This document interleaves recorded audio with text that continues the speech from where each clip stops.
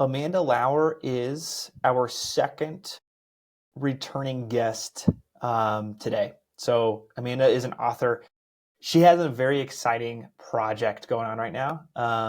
Actually, starting December 1st, something that just released December 1st. So I am actually just going to let her on it so we can just hear directly from her what it's all about. Oh, here we are. Hey Okay, Amanda, how are perfect. you doing? Hold on, I gotta turn it up a little bit more. Okay, All right, I was like, just got my check helping my husband, but nice, it's all good. We found each other now. awesome. How are you? I'm doing great. How are you? Good. It's good to have you back on. I'm really excited to hear about this latest project of yours. So, um, for those of you who haven't listened to the first initial conversation, kind of tell us a little bit about yourself, what you do. Yeah, so I was a writer for about 2 decades, believe it or not. And well, before that, I was a proofreader for 4 decades, so kind of gives me my age away there. But I started writing novels 10 years ago when I was still a reporter and a journalist for a Catholic newspaper here in Northeast Wisconsin and for a business newspaper. And my first book was called A World Such as Heaven Intended. So it's a Civil War book based on a true story of a gentleman from my area, his great great great uncle's experiences in the Civil War. And I thought I was one and done. After I wrote that, I thought, okay, I'm just going back to my journalism career, live my life. And within a week, people were asking for a sequel. Once you write one sequel, then you have to have, three, you have to have a set of books, right? And it just kept going from there. So currently, I'm on my 10th book, which I can hardly even fathom. And this is a departure from what I've been writing. So up till this point, I've been writing sweet romances, historic romances, and also time travel. One is a romance set in the Highlands in Scotland in the 1600s, and the other is based on experiences in my life in 1974 when I was in seventh grade. It's a time travel. Supposedly, I have a daughter. She was hit in the head playing volleyball. She wakes up in my life in 1974 and has to live life as a seventh grader in the 70s. Anything but groovy is the name of the book, but it wasn't as groovy as she thought it was going to be. But yeah, this my latest book is called A Very Chapel Falls Christmas. And this is the first time I've written contemporary rom-com, so romantic comedy. And if you want me to, I'll tell you a little bit about the story and how it came about. Yeah, please do. Please do. So I happen to be friends with the mayor of a city in my area called Neenah, Wisconsin. And so we've been friends for like 10 years. And I first met her through the Neenah Historical Society because they had me come do a book signing with my Civil War books when the first book came out. And since that time, has become the mayor of the city. And a year ago, on December 7th, she contacted me and asked me if I would like to come see this chapel in one of their cemeteries in Neenah that had been completely refurbished by a very generous family in the area. And she thought it would just be ideal for the cover of one of my Civil War books or any books that are set like in the 1800s because it's a really old chapel. So on a snowy day in December, December 7th, 2023, we met at this chapel in the cemetery, and it was beautiful. It had been used for storage for years. It was somewhat dilapidated until this family invested the money to refurbish this chapel, and it was beautiful. Took a bunch of pictures, and then after we were done, we were both walking back to our vehicles because we were going to go get some coffee. And Jane Lang, the mayor of Neenah, we kind of looked at each other at the same time and said, wouldn't it be cool to have a Christmas story set in Neenah, Wisconsin? Because it is the most Christmas friendly place you'll ever meet. You walk downtown, it literally is like you're on the set of a Hallmark movie. So with that idea in mind, we went to a local coffee shop and we just started talking. She was just telling me about the different Christmas celebrations and things that they do in their city. And right there, she was literally sketching out the outline for a book for me. She didn't know it at the time, but she just, was telling me some different stories. And I'm like, that's it right there. And since it was approaching Christmas, I didn't have time to work on it till after the holidays. But basically, what happened is my middle daughter had her second child that fall. And so I was going to Ohio to help her in the transition as her husband was going back to work after his time off. And so I was there for 3 weeks, and all day long it was super busy with her, 2-year old and the baby. But at night, from 9 to midnight, I had quiet time. And so I literally wrote this book, the bulk of this story, in 3 weeks' time. And a lot of the information I got from the city's own website, Future Nina, about just all the really cute things they do at Christmas time, like the ugly sweater shuffle, the cookie crawl, the live mannequin displays in the windows where they take, famous movies and they make them into live displays. And they have some of the events are in the winter, but I kind of combined them all into this Christmas story. But it just turned out to be such a fun, whimsical book, and funny too. Apparently, apparently it can be pretty funny when I try. People tell me. Anyhow, so it turned out really well, and I finished writing the book. Around summertime. I mean, just the rewrites and such. And I didn't really know that I could find a publisher this year. So my husband and I were actually looking at going into self-publishing. We actually had a name established for the company, and we were getting guidance from some people who are in the industry. And by chance, I was at a Catholic Writers Guild conference, and then a meetup with other writers from Catholic teen books. So we met up in Niagara Falls, a bunch of us who had never met in person before. Some of us hadn't. Talking to one of the guys in the guild, and he was talking about his agent. And I said, I really should contact him. I had met him once before, and I said, but just to get an idea of what companies would take a Christmas story, contemporary, because I had never written that genre. And he said, yeah, for sure, totally, call him. So I contacted him, and right away he was interested in this book. His name is Joe Geropos. Hopefully I'm saying that right. But he's from Chicago, and he generally does more nonfiction in the Catholic line than fiction. But his deep dark secret, he loves holiday movies. And he literally loves them so much that he tracks them, like the plots and the actors, and grades them. So he watches, he apparently subscribes to the Hallmark channel for 2 months out of every year just so he can watch all the Hallmark movies. And so he actually asked me after he just wanted to read the first 50 pages or whatever. He reached back out to me and said, "Why don't you have an agent for your book?" And I said, "Well, I've never had an agent. I've always been published with boutique publishers, and I've never even sought one out because I don't even know what the process is like." So the bottom line is he actually said that he would like to represent me in this book. So it was a super cool thing. I was so happy that he loved the story.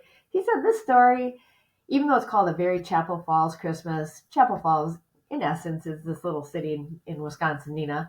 He said, this is like a love letter to Neenah, Wisconsin. He said, I have to visit this city with my wife. It sounds so adorable, and it really is.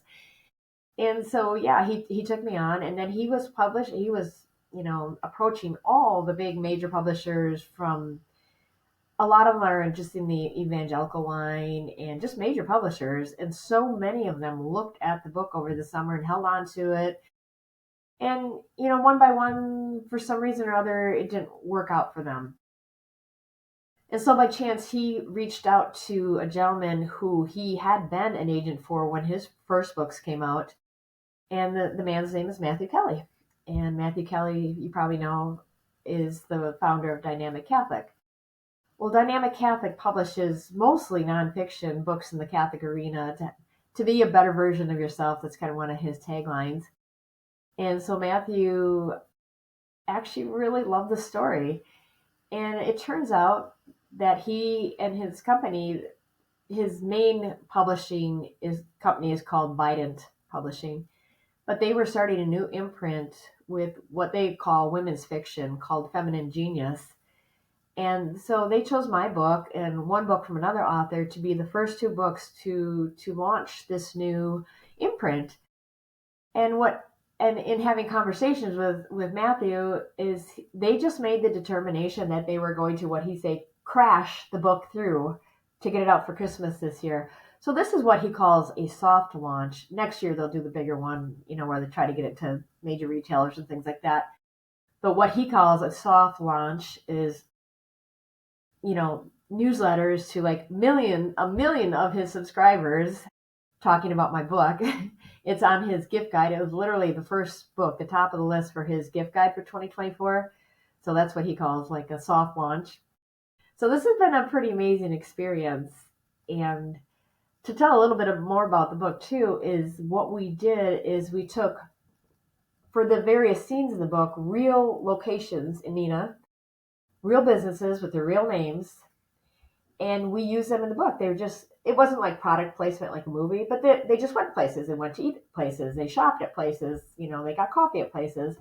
We used all the real business names, and Matthew made the most generous offer. He offered to send 40 books to each of the 20 business owners whose businesses were named in the book. And when they got the books, which they did a couple weeks ago, they were allowed to do whatever they wanted. They could give them to their employees. They could use them for raffles or social media things. They could sell them full price, $19.95 each, and keep the profit to help their bottom line this time of year. Or what a number of places did is they actually sold the books for full price and donated every penny from the full price to a nonprofit in the area. So there's been many nonprofits that have been getting or will be getting about $800 each from the sale of those 40 books.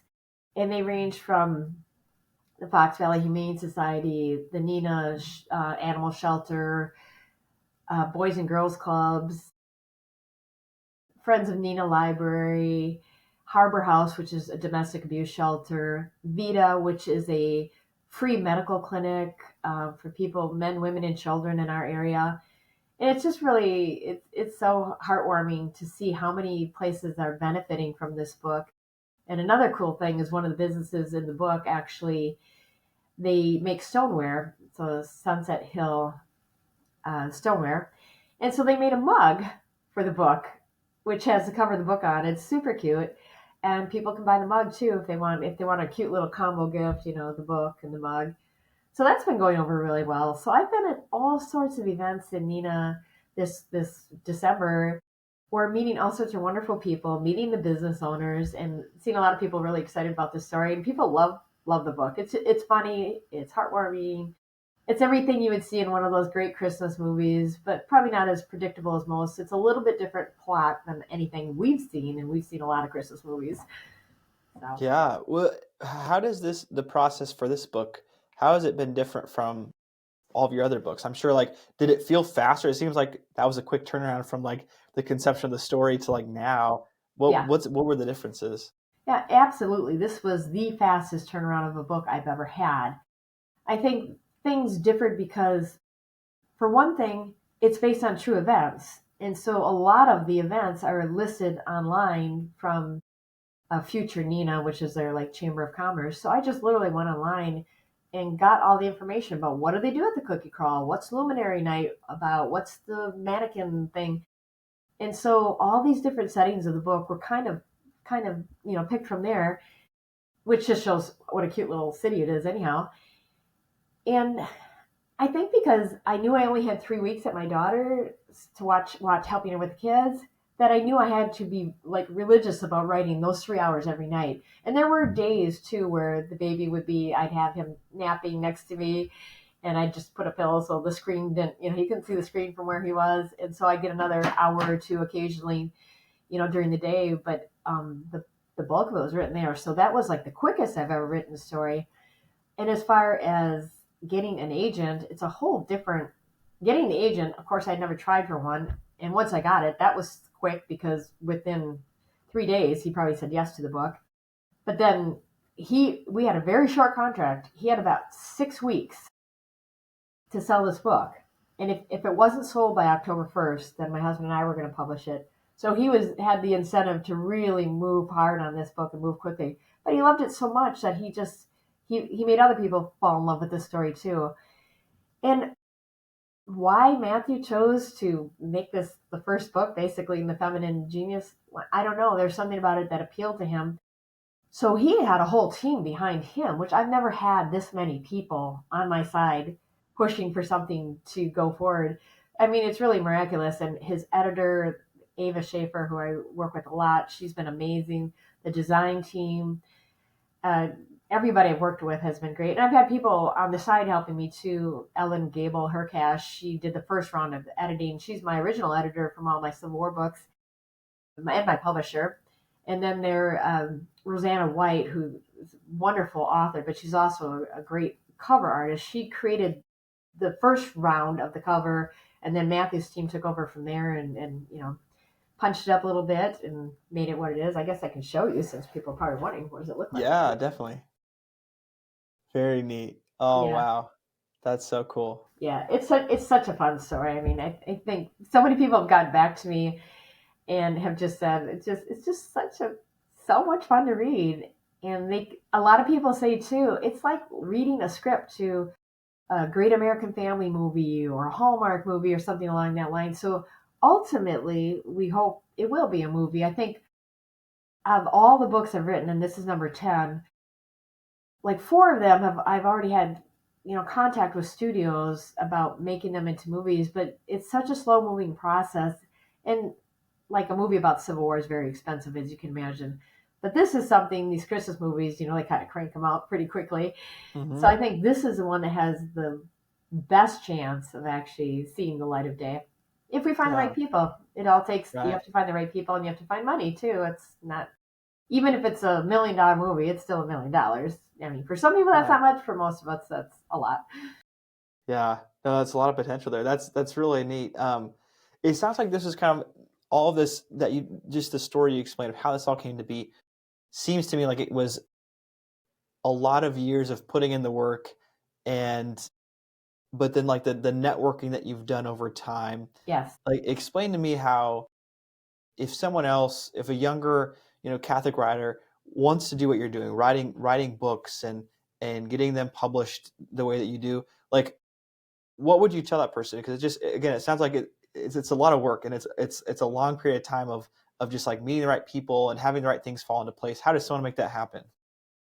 Well, yeah, there's a lot of things through the years, and a couple factors is, for one thing, when I was first starting out, even as I was a proofreader and a copy editor for years, and working for a large newspaper in our state, I learned how to write articles just because I proofread so many.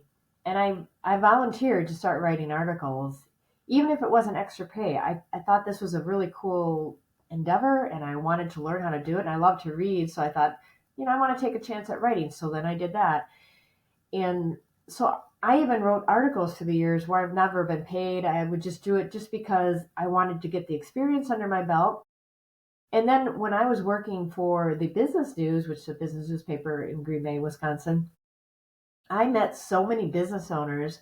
So it was interesting when it came time to write the story set in Nina. I bet I knew three-quarters of the people personally because I'd written about their businesses. And so I was building those relationships. So when I reached out to all these business owners and asked if they would mind being part of the book, everybody literally said yes on the spot. No one hesitated. They all wanted to be part of it. And it's a lot of building relationships. It's interesting. Everything, the trajectory is always up, but it's kind of a up and down, up and down, and up and down. How you have successes and things aren't going great, and you just keep plugging away and keep doing it. But even the fact that how I started writing for the Green Bay Diocese for their newspaper, The Compass, is I was doing a presentation for middle schoolers at my daughter's school, and another gal was there talking about newspapers, and she happened to be an editor at The Compass, and she met me. We like got along really well, and she offered me a job as a stringer, basically a correspondent for the Compass, which I did for 20 years then. So it's kind of funny how you meet these people along the way and you never know how it's going to come back. And I just always try to be super nice to everybody and friendly and outgoing and try to listen when people talk. And I always loved being part of journalism too because I love learning everybody's stories. But it's interesting how all these stories weave their way into my book too, into all my books. I mean, there's so many stories, particularly about my life too, but you weave them into the story, into your books, and but also so many people in my life, little bits of them are woven into my stories as well. That's amazing to hear. So, um, What's been the biggest takeaway like from this experience with this specific book, um, that you maybe learned that you're like, man, I like, if I could just tell like a younger version of me this, like maybe I would have unlocked something sooner. Um, anything like that come out of the past year experience? I think the biggest takeaway is it's okay to swing for the fences because you never know. It might just happen. Like a year ago, I wouldn't have even approached Matthew Kelly, even though I knew him because I had interviewed him for work years ago. I never would have even thought of talking about this because I knew that he did nonfiction. I would have never even thought about it. Um, it's kind of a funny story because years ago, our daughter was a Make a Wish child. She has two incurable blood diseases. She's doing all right now. But when the wish granters came to our house, they said, what is your wish? She was 16 at the time. She said, I want to go on a shopping spree. And she said, and the lady said, wish bigger. She said, I want to go on a shopping spree to the Mall of America. They said, wish bigger. I want to go on a shopping spree to New York City. They said, wish bigger. I want to go to London for my 17th birthday. I'm like, where that came out, I have no idea. She never mentioned it to me. That's exactly what happened.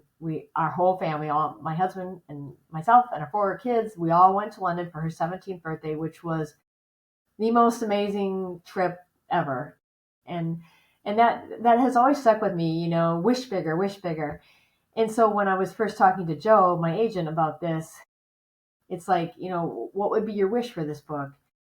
And I'd be like, oh, it would be great to have the book published by a secular publisher so it gets to more people beyond the Catholic sphere, to more Christian readers and such, because that's a bigger audience. He's like, wish bigger. I want to be with one of the biggest ones. He's like, wish bigger. I want Matthew Kelly to publish my book. And it's funny that God listens to these things. I think we're not wishing as big as we should be. That's kind of my takeaway from this.